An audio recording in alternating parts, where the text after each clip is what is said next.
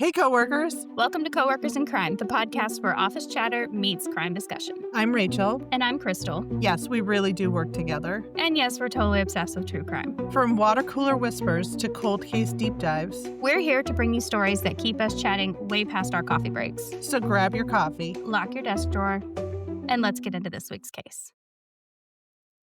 February 7th, 1992, Calcasieu Parish, Louisiana. A 6-year-old boy named Jeremy Guillory goes missing while looking for a friend. His mother searches, neighbors search, deputies search, and eventually they knock on the door of a man named Ricky Joseph Langley. In that house, officers find a closet, and inside that closet, they find Jeremy.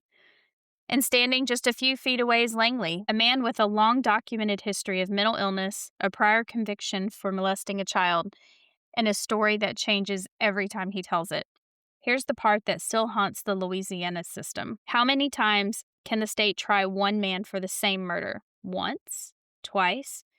How about 3 times? Today we're talking about the case of Ricky Langley, a case that forced Louisiana courts, federal courts, and the public to confront uncomfortable questions about mental illness, intent, prosecutorial power, and limits of double jeopardy. In this case, it was the same crime, but it led to 3 trials. I don't think I've ever heard of more than 2 trials, but only 1 conviction ultimately stuck, which was second-degree murder, and that had a sentence of life without parole. And let's start with the facts that are not in dispute. So it was February 7th, 1992. Jeremy goes looking for his friend who lived next door to Ricky. When the friend wasn't home, Jeremy knocked on Langley's door, but he never came out. Oh, that makes me sad. Yeah. Okay, searchers spent hours looking for him. His mother, Ricky Joseph, was out in the neighborhood calling his name. Deputies canvassed the area, and eventually they came to the Langley house. Langley let them in. He acted extremely nervous. He gave inconsistent answers, and then deputies found Jeremy in a closet. Langley confessed multiple times, but details changed. Sometimes he said he strangled Jeremy intentionally. Other times he said he blacked out. Sometimes he said he didn't remember anything at all. And this is where the case becomes complicated, because Langley wasn't just a man with a criminal past. He was a man with a documented history of severe mental illness. Court records show he had been institutionalized many times, diagnosed with schizophrenia, prior conviction for molesting a child, he had suicide attempts, and he had been in and out of psychiatric care since childhood. The question becomes, what does intent look like when someone's mental state is fractured? And how does the justice system handle that? Louisiana's answer changed 3 times. So have you ever heard of a case that No. Have you ever heard of a case that had more than 1 trial? And no. I know this has a lot. Yep. And I know a lot about this one. One day we'll get to talk more about that, hopefully. But I do know a lot about this one just because it's the area that I grew up in. My grandfather was a police officer in Lake Charles, Louisiana, on my mom's side. And on my dad's side, my grandmother worked for the jail system there. So we knew a lot about the big things that happened in law out there. So I do know this case, but I never got into trial until much later in life, so I didn't really pay attention to the trial side of things. I just kind of knew what was going on in the news. So, no, I've never heard of anything. Even when we look back into this case, I was like, oh, wow, I did not realize how deep this was. And then your reaction to it was pretty interesting because I was like, yeah, I can't believe how long I knew of this one and never really knew what a domino effect had happened out of it. It's just a crazy case. Okay, so Langley's first trial was in 1994. Prosecutors charged him with first-degree murder seeking the death penalty. Their theory was Langley intentionally killed Jeremy, and the defense argued it was insanity. And in this first trial, he is convicted. The jury convicts him and sentences him to death. But that conviction didn't last. In State v. Langley 1995-1489, the Louisiana Supreme Court overturned the conviction, not because of the evidence, but because of racial discrimination in the selection of the grand jury foreperson. And this is where we need to slow down because it wasn't a technicality. It was a constitutional violation rooted in a long, well-documented pattern in Louisiana. And let's stop and talk about that for a minute because I think having grown up in the Northeast, well, yes, there are, instances of racial discrimination. I don't think you hear of it as broadly as you do in other places. And in this case, it's documented in Louisiana that it's kind of a long-standing, history of discrimination. It's so interesting because growing up in the South, in Louisiana, I never understood racism at all. Well, it wasn't something I really understood or put a name to until I was much older. In Texas, yeah, it was very clear as I got older, middle school, high school, growing up in the place where horrible clans exist, and walked through my school totally robed and pointed at my friends that weren't white. I mean, it was a terrifying thing. Um, I never felt that in Louisiana. All of my friends were different races, different colors. We all hung out. We never caught any kind of weirdness about that. So it really does surprise me as an adult now, looking at cases that happened back then, that there was a problem with this in Louisiana, because I never really felt Louisiana to be more of a racially charged area. Yeah, so let's talk about that. Let's talk about this racial discrimination in the four-person selection. So here's how grand juries worked in Louisiana at the time. The foreperson, the person who signs the indictment and helps guide deliberations, wasn't chosen randomly. Judge handpicked them. And in Calcasieu Parish, judges had been doing this for decades. When appellate lawyers and researchers looked back at the records, they found something striking. Across decades of grand juries, almost every foreperson was white, in a parish where a significant portion of the population was Black. The Louisiana Supreme Court did not mince words. They found that Black residents were systematically excluded from serving as forepersons, not occasionally, not accidentally, systematically. This violated the Equal Protection Clause using the framework for Castaneda versus Partida. And the foreperson isn't just ceremonial. They help shape the tone of the deliberations. They influence how evidence is discussed. They sign the indictment, the document that formally charges someone with a crime. So when the state handpicks forepersons in a way that excludes Black citizens, it undermines the fairness of the entire process. And I did not realize that. I thought the foreperson was more of just the one who did all the talking.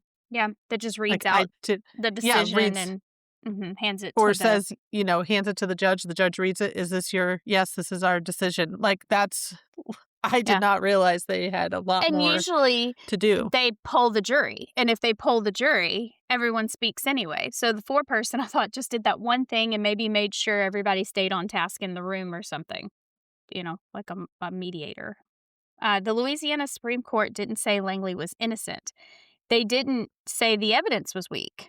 They said the process was unconstitutional, and when the process is broken, the outcome can't stand. And that's why the 1994 conviction was thrown out, not because of what happened in that house in 1992, but because of what happened in the courthouse long before Langley ever walked in.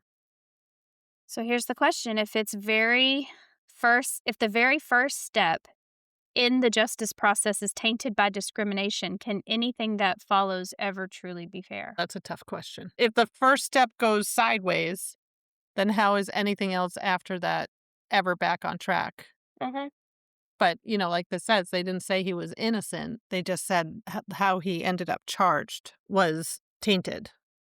And honestly, what really stinks is I don't think color would have mattered here. I think anybody would have felt the same way and made sure that a foreperson would have probably been just the same charges anyway if we had been doing it fairly all along.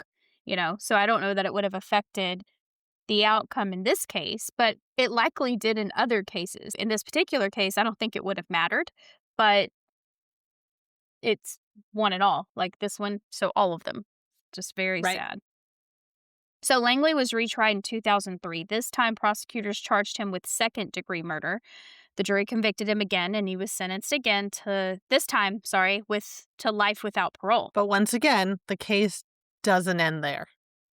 Langley appealed, arguing that the trial court improperly limited mental health evidence and gave flawed jury instructions. And the Louisiana Third Circuit Court of Appeals agreed. In State versus Langley 04-269, they reversed the conviction. And all these, when I name the cases, I will put them in the show notes. So if you do want to go look further into them at law.justia, you'll be able to read the actual Court of Appeal paperwork. But the Louisiana Supreme Court reinstated it in 2007. And I think that's where I found it very interesting because they said yes and then no. Like, one level was like, "Nope," and the other level is like, "No, it's fine, put it back." Yeah, and the reinstatement is the key because it means that the 2003 second-degree murder conviction is the controlling final conviction.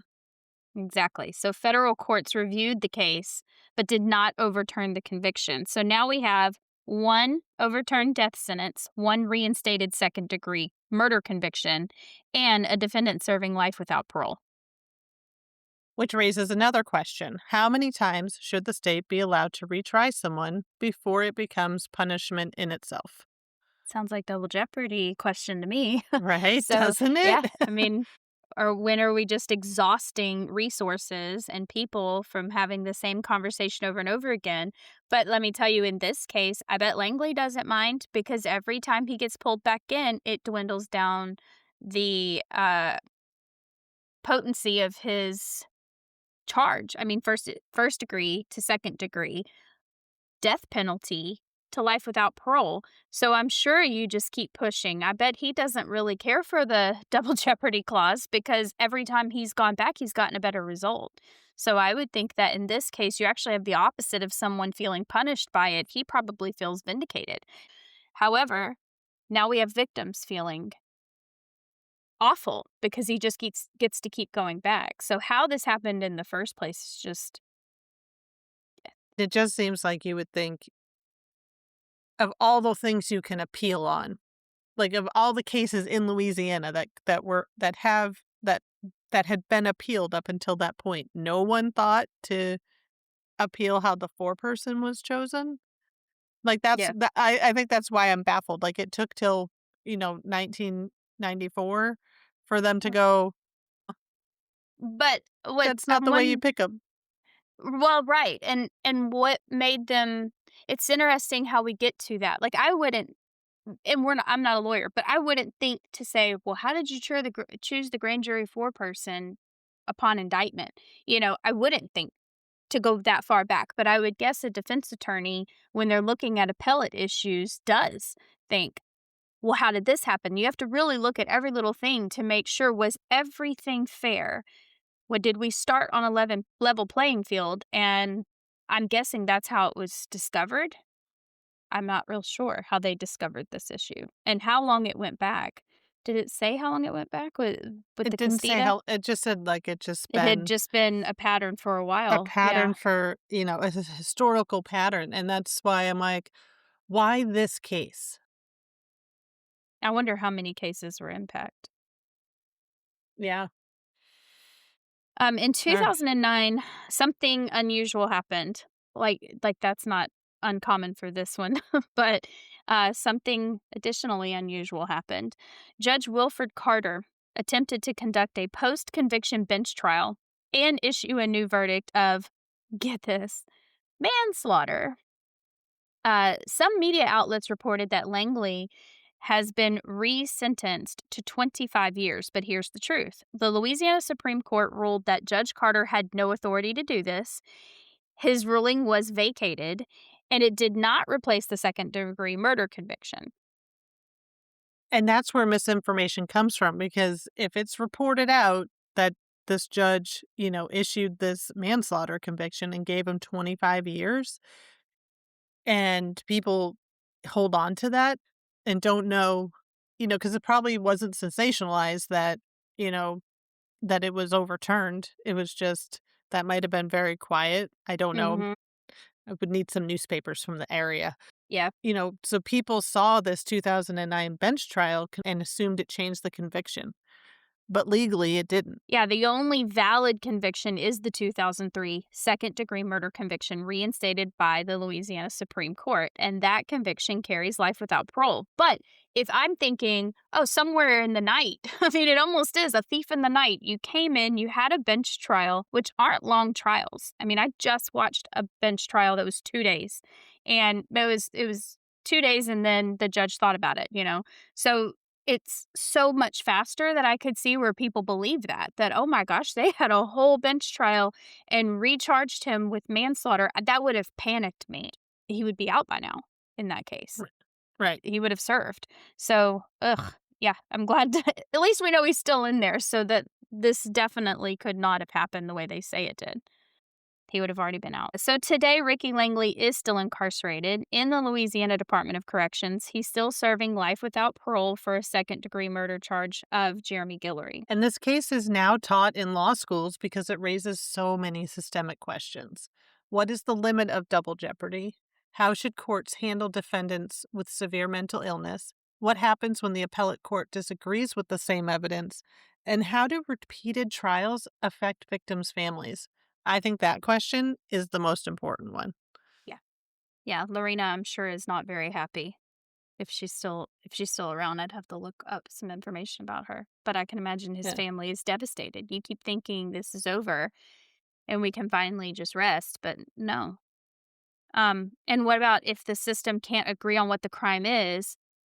How can it ever agree on what justice should be? And that's yeah, I think that's why I call it a legal system and not a justice system. Does it ever really feel like justice? Someone took your family member and they're sitting getting educated or doing they either take advantage of the system in jail or they don't. I mean, but does it feel like justice? Justice is a word that can't be quantified, you know? I don't think. But I don't know. If you can't agree on the crime, then you can't agree on what justice is. And I But think would when it you feel like talk to justice anyway? families, yeah, and I think when you talk to families, they, you know, I feel like the interviews are always the same. Like, they're happy the person's convicted. It does not bring their loved one back. And so, like, you hear the word like closure and justice for the family, but, you know, they don't have their person. Um, so what does and maybe it's subjective. Like, justice looks different to everybody. What you think justice looks like might be different than what I think justice looks like. And obviously the family's going through all this.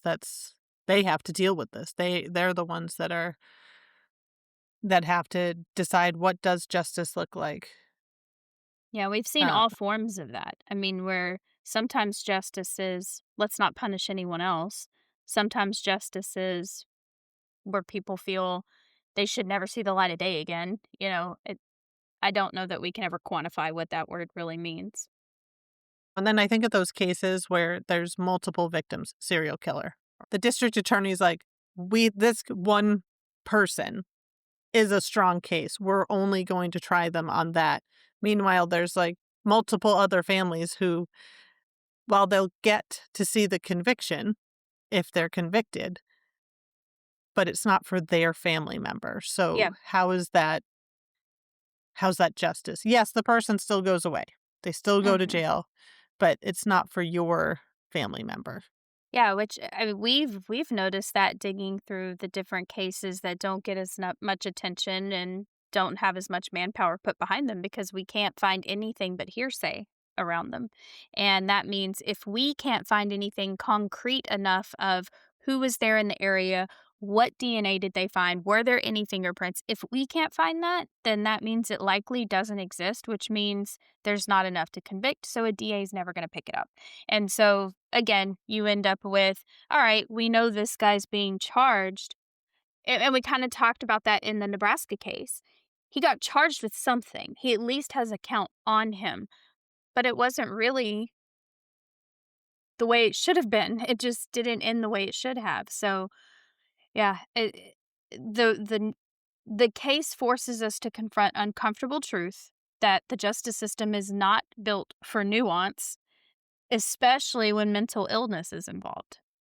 So, Yeah, and nuance is exactly what this case demanded. And I think any case that involves mental illness needs to be handled I don't want to say with white gloves, but I think, you have to take, if that person's mental illness is well documented.